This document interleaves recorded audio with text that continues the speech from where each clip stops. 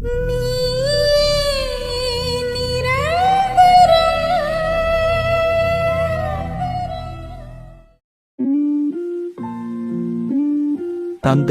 மகன், தூய ஆவியாரின் பெயராலே ஆமென்.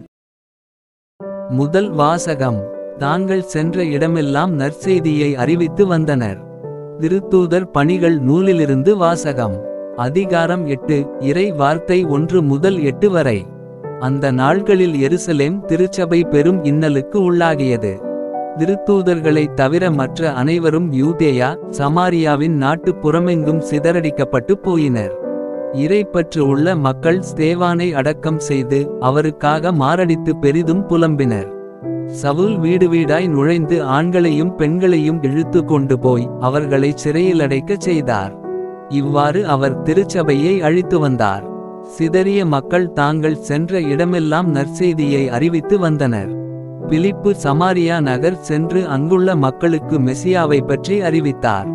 பிலிப்பு சொன்னவற்றை கேட்டும் அவர் செய்த அரும் அடையாளங்களை கண்டும் வந்த திரளான மக்கள் ஒருமனத்தோடு அவருக்கு செவிசாய்த்தனர். ஏனெனில் பலரை பிடித்திருந்த தீய ஆவிகள் அவர்களிடமிருந்து உரத்த குரலுடன் கூச்சலிட்டு கொண்டே வெளியேறின.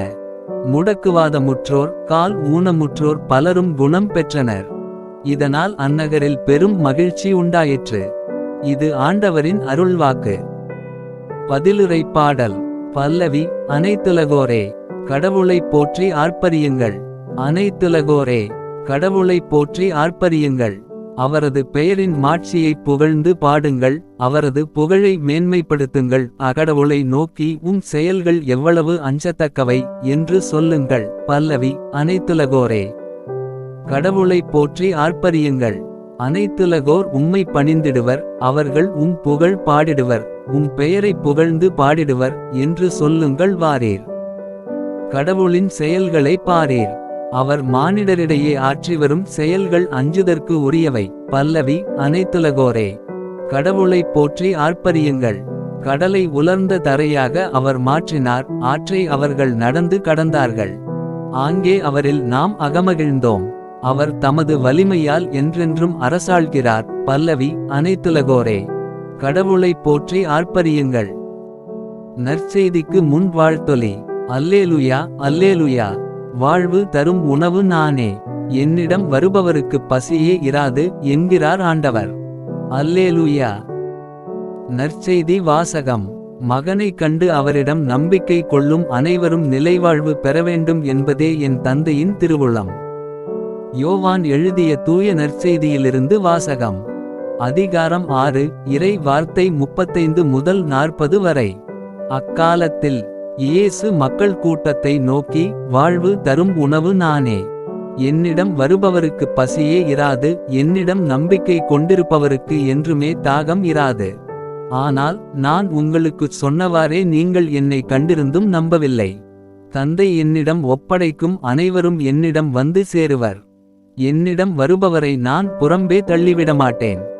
ஏனெனில் என் சொந்த விருப்பத்தை நிறைவேற்ற அல்ல, என்னை அனுப்பியவரின் விருப்பத்தை நிறைவேற்றவே நான் விண்ணகத்திலிருந்து இறங்கி வந்தேன். அவர் என்னிடம் ஒப்படைக்கும் எவரையும் நான் அழிய விடாமல் இறுதி நாளில் அனைவரையும் உயிர்த்தெழச் செய்ய வேண்டும். இதுவே என்னை அனுப்பியவரின் திருவுளம். மகனை கண்டு அவரிடம் நம்பிக்கை கொள்ளும் அனைவரும் நிலைவாழ்வு பெற வேண்டும் என்பதே என் தந்தையின் திருவுளம்.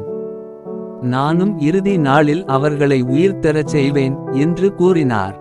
இது ஆண்டவரின் அருள்வாக்கு. உங்களுடைய பிரார்த்தனைகளையும் வேண்டுதல்களையும் நாளைய திருப்பலியில் ஒப்பு கொடுக்க விரும்புவோர் கீழ்காணும் மெயில் ஐடிக்கு உங்கள் வேண்டுதல்களை அனுப்பவும். அல்லது வீடியோவின் கீழ் கமெண்ட் செய்யவும். பிதா சுதன் பரிசுத்த ஆவியின் பெயராலே ஆமென். தின பிரார்த்தனைகளுக்காக லைக், சப்ஸ்கிரைப் மற்றும் பெல் ஐகானை கிளிக் செய்யவும்.